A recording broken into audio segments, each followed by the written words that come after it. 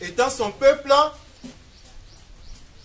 alors Christ nous demande un certain comportement. Amen. Amen. Un certain comportement. Parce que nous avons cru en lui, mais nous ne sommes pas arrêtés là. Nous avons décidé de le suivre. Amen. Amen. Donc d'être ses disciples, d'être ses fidèles. Amen. Amen. Donc ce qu'il est en réalité, c'est ce que nous devons refléter. Amen. Amen. Et normalement, ce que nous devons vivre, ce que nous devons refléter, doit être la sainte, merveilleuse et mielleuse Bible. Amen. Amen. Tout ce que les premiers chrétiens ont vécu avant nous, tout ce que le Saint-Esprit a jugé bon de leur imposer, concernant sa doctrine, on doit le voir en nous. Parce que nous sommes les chrétiens de cette heure. Amen. Amen. Amen. Nous sommes les chrétiens de cette heure. En dehors de nous, il n'y a pas de chrétien. Amen. Ça peut choquer certaines personnes, mais c'est la pure vérité. Et, étant les chrétiens de cette heure, les sentiments qui étaient en Christ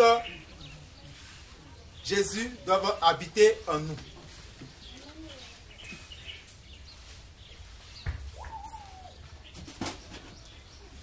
Et le grand frère Paul pouvait dire, soyez mes imitateurs comme je le suis moi-même de Christ. Amen. Amen. Alors, si ce qui est vrai, ce qui est pur, ce qui est agréable, ce qui est honorable n'habite pas en nous, quoique nous soyons des chrétiens et des chrétiennes, alors nous faisons quoi? Nous rendons un faux témoignage de Jésus le Christ, l'arbre. Amen. Amen. Et ce qui est pur, ce qui est vertueux, ce qui est glorieux, ce qui est selon la sainte, merveilleuse et glorieuse doctrine de Christ n'habite pas en nous, on ne le voit pas en nous, pas seulement au lieu de prière, mais dans tous les domaines de notre vie. Pour les commerçants au marché, pour les élèves à l'école, pour les jeunes gens parmi les camarades, pour les fonctionnaires au travail. Si cela n'est pas vu en nous, alors nous rendons un faux témoignage de Jésus le Christ, l'arbre. Amen. Amen.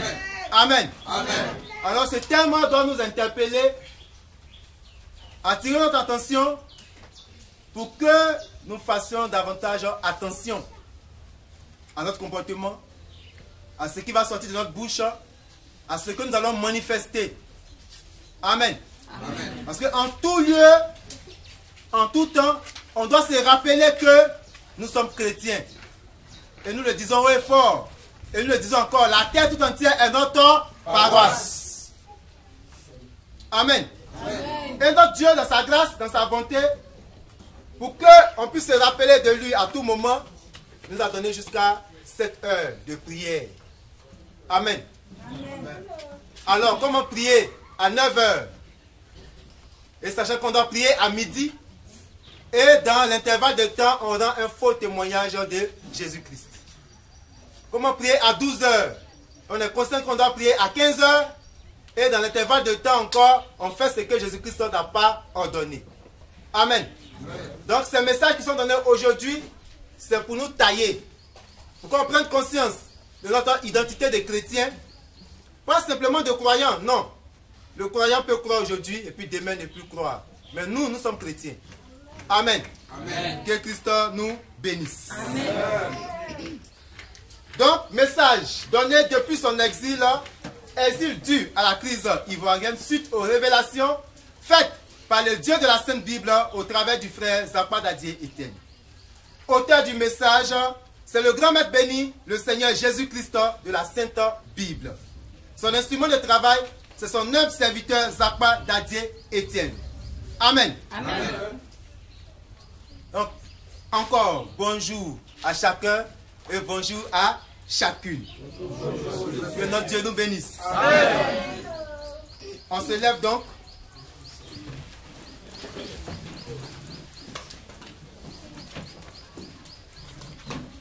Lecture.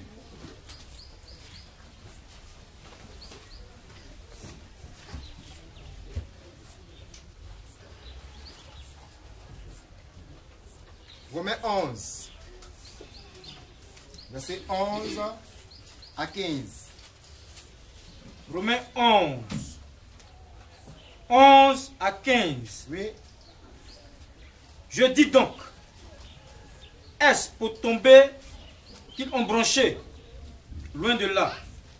Mais par leur chute, le salut est devenu accessible aux païens, afin qu'ils fussent excités à la jalousie.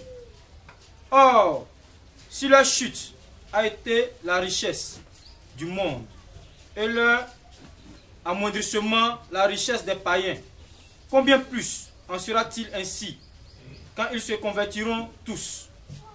Je vous le dis à vous païens, en tant qu'apôtre des païens, je glorifie mon ministère, afin, s'il est possible, d'exciter la jalousie de ceux de ma race et d'en sauver quelques-uns.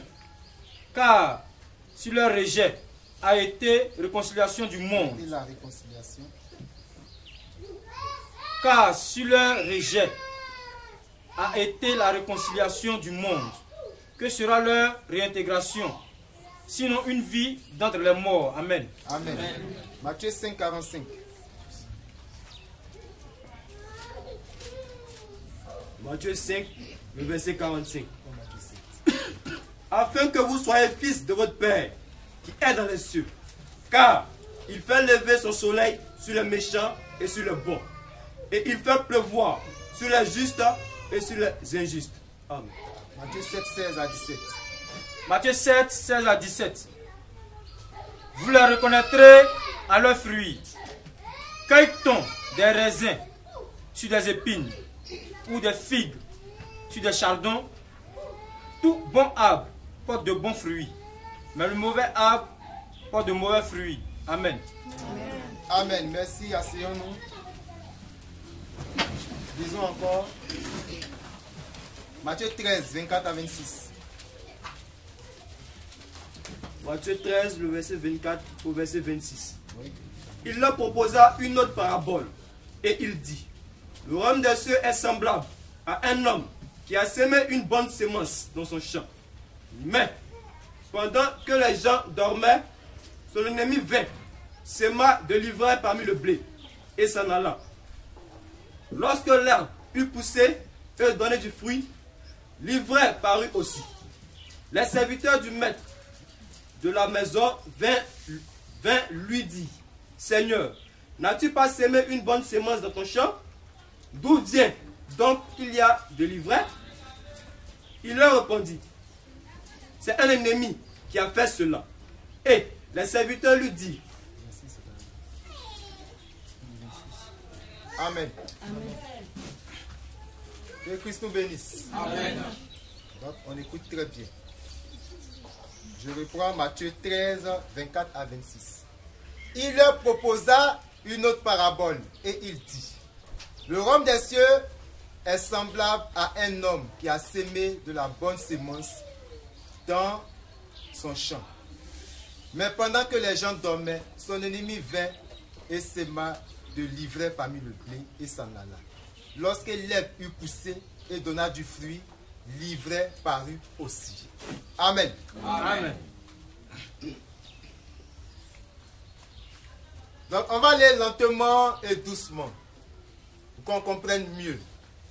Rendre un faux témoignage de Jésus le Christ, l'arbre.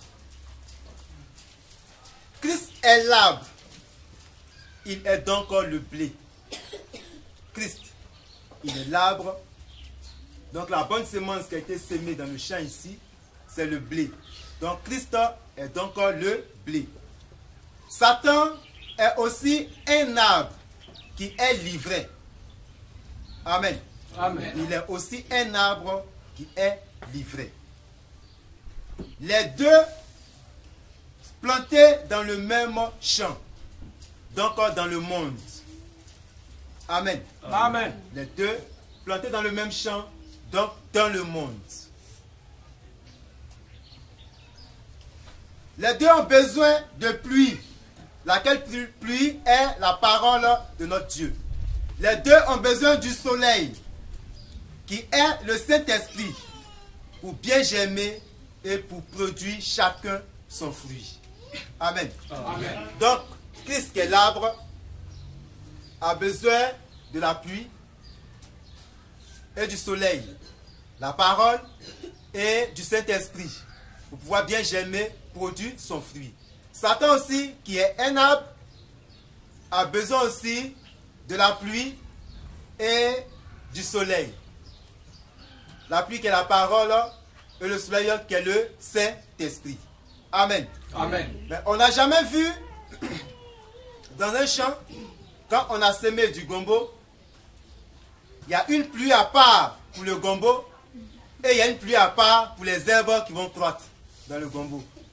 Il y a un soleil à part pour le gombo et il y a un soleil à part pour les herbes qui vont croître. Non. Les deux plantes se nourrissent de la même pluie et profitent du même soleil. Amen. Amen. Amen. Amen. Que Christ nous bénisse. Amen. Les deux, quoique étant différents l'un de l'autre,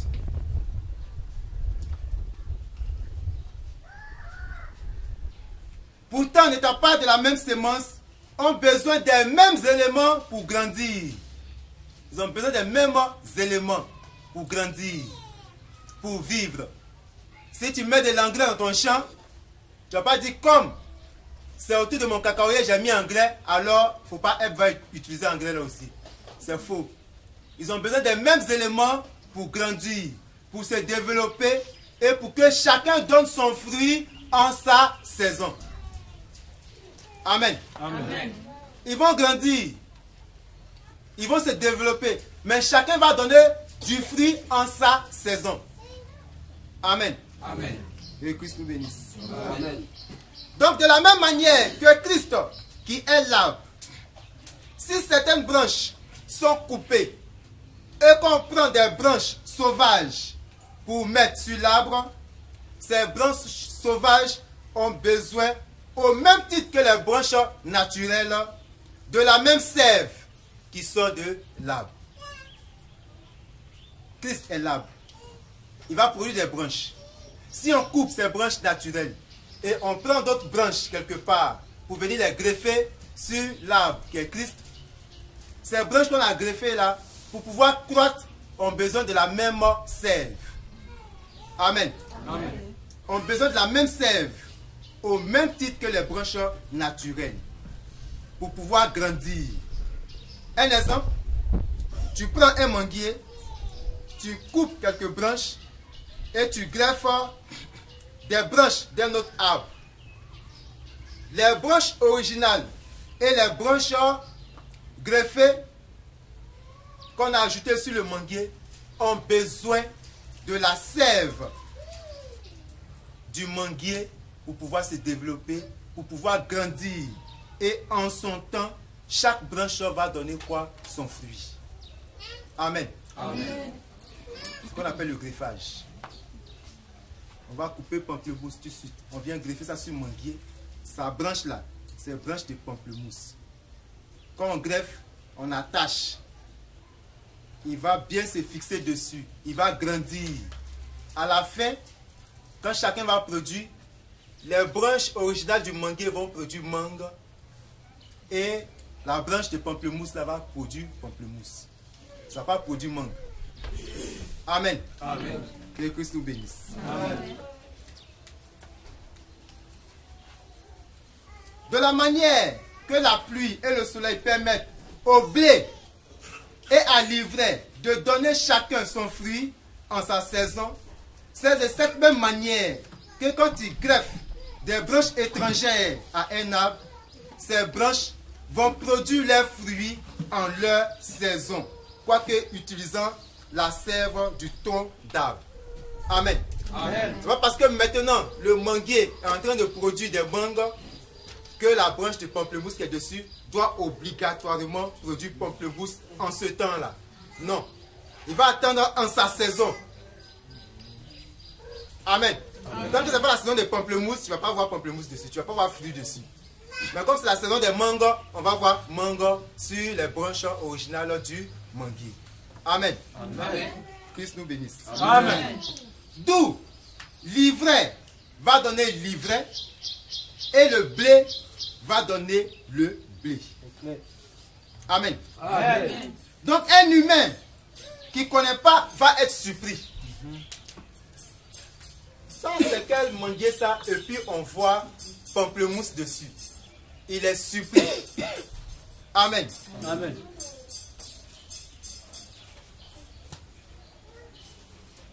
Il voit un arbre qui a 5, 6, 7 branches.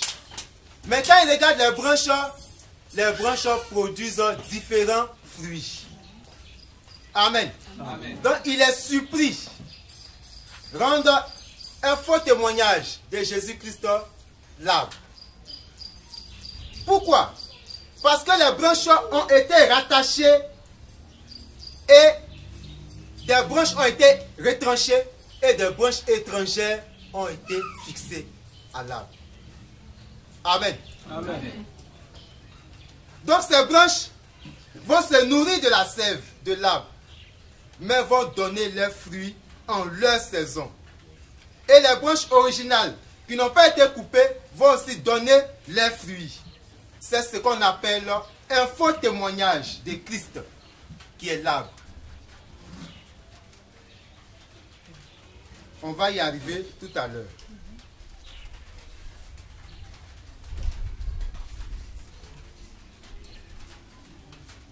Ainsi donc, s'il y a un manguier et que j'enlève et que je mets des branches d'un autre arbre dessus, toi qui ne connais pas le système,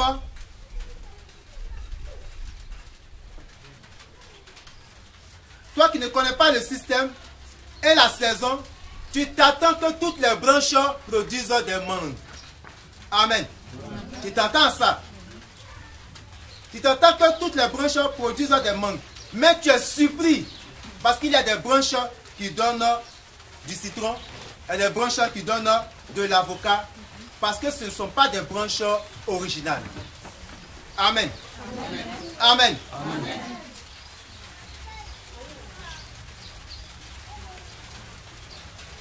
Cela veut dire quoi? Ça ne donne pas les fruits que l'arbre devrait donner. C'est un faux témoignage de l'arbre. Amen. Amen. Que Christ nous bénisse. Amen. Ainsi, pour rentrer maintenant dans le message et dans le christianisme, ainsi, quiconque est greffé sur Christ, sont greffés sur Christ, Christ qui est l'arbre, et qui reçoit le Saint-Esprit, qui reçoit le message, s'il n'est pas une branche d'origine, il va faire quoi? Il va donner un comportement contraire à l'arbre qui est Christ. Amen. Amen. Quiconque est greffé sur Christ, qui est l'arbre, et qui reçoit le Saint-Esprit, s'il n'est pas un arbre d'origine, il va donner un comportement contraire à l'arbre qui est Christ. Amen. Amen. Il va donner un faux témoignage contre l'arbre qui est Christ. Son comportement sera contraire à ce que Christ nous demande. Amen. Amen. Là où Christ dit non de vous pardonner les uns les autres, lui il sera plein de rancune. Amen. Amen. Et pourquoi? Parce qu'en réalité, il n'est pas la branche d'origine. Est-ce qu'on comprend le message? Amen.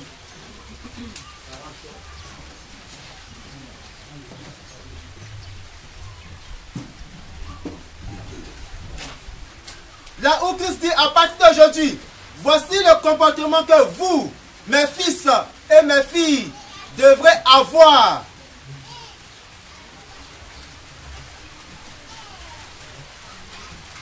Il peut faire un effort, mais comme il n'est pas de l'arbre d'origine. Amen. Donc il va toujours produire selon son espèce. Amen. Amen. Que Christ nous bénisse. Amen.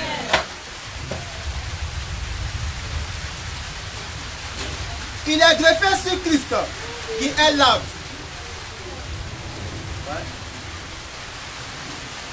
Il est greffé sur Christ, qui est l'arbre. Il prend la sève, qui est le Saint-Esprit. Il prend la parole aussi, qui est la sève, pour se nourrir. Parce que si ses branches sont retranchées, il va mourir. Amen. Amen. Notre Dieu est conscient qu'une branche qu'on a greffée sur l'arbre va se nourrir de la sève de l'arbre. Sinon, la branche va mourir. Alors une telle branche, pour ne pas mourir, elle va se nourrir de la sève. Elle va se nourrir de tout ce que l'arbre puise dans le sol. Mais elle ne pourra pas produire le fruit selon l'arbre originel qui est Christ lui-même. Que Christ nous bénisse. Amen.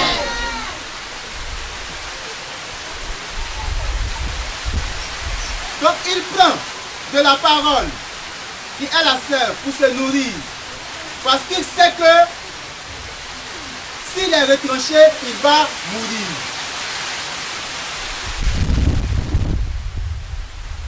Donc la branche est obligée de se coller à l'arbre pour vivre. Mais en leur saison, quoi qu'ils puissent les sèves du tronc d'arbre, elles vont produire leurs propres fruits. Amen. Amen. Leurs propres fruits. Donc frères et sœurs, MDF, LDS, ne soyons pas étonnés que quelqu'un qui a eu le Saint-Esprit, mais qui n'a pas été scellé du Saint-Esprit, ait un comportement contraire au Saint-Esprit. Parce que c'est une fausse branche greffée à l'arbre qui est le Christ. Amen. Amen. Le message est prêché. L'onction se manifeste. La personne manifeste même l'onction. Amen. Un frère donc. Quand tu es malade, si l'onction l'a pris qui t'a imposé la main, la maladie disparaît. Amen. Amen. Mais tu regardes, son comportement est tout à fait contraire. On lui donne des conseils qui sont quoi? Qui sont l'engrais qu'on met. Mais le comportement reste contraire. Ne soyons pas étonnés. Amen. Que Christ nous bénisse. Donc, tout humain, toute femme qui n'est pas née chrétienne, qui n'est pas née chrétienne, qui a été greffée à l'arbre, va produire des fruits, va produire des pouvoirs, puisque la personne se nourrit du Saint-Esprit et du pouvoir de la parole. Mais son comportement va s'opposer au comportement que doivent avoir les vrais blanchants qui sont les chrétiens. Amen. Amen. Amen. Tu ne peux rien changer. À son égard, qu'est-ce que tu dois faire? Accomplis ce que la Bible dit.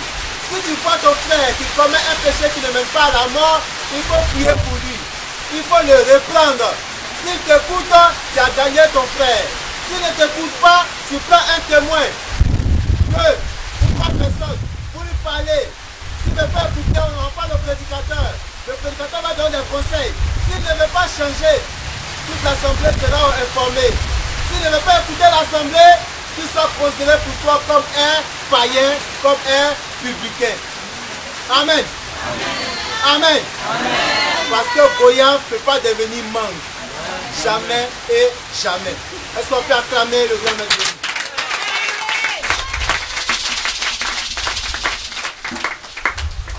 Amen. Il rend donc un fort témoignage de Jésus le Christ qui est l'arbre. Donc, ne soyons pas étonnés de voir des gens qui, malgré qu'ils parlent en langue, des gens qui, malgré qu'ils font des miracles, des gens qui, malgré qu'ils sont le don du Saint-Esprit, ont des comportements contraires à ce que le Saint-Esprit demande. Pourquoi? Parce qu'ils sont simplement des fausses blancheurs greffés à Christ, qui est l'arbre.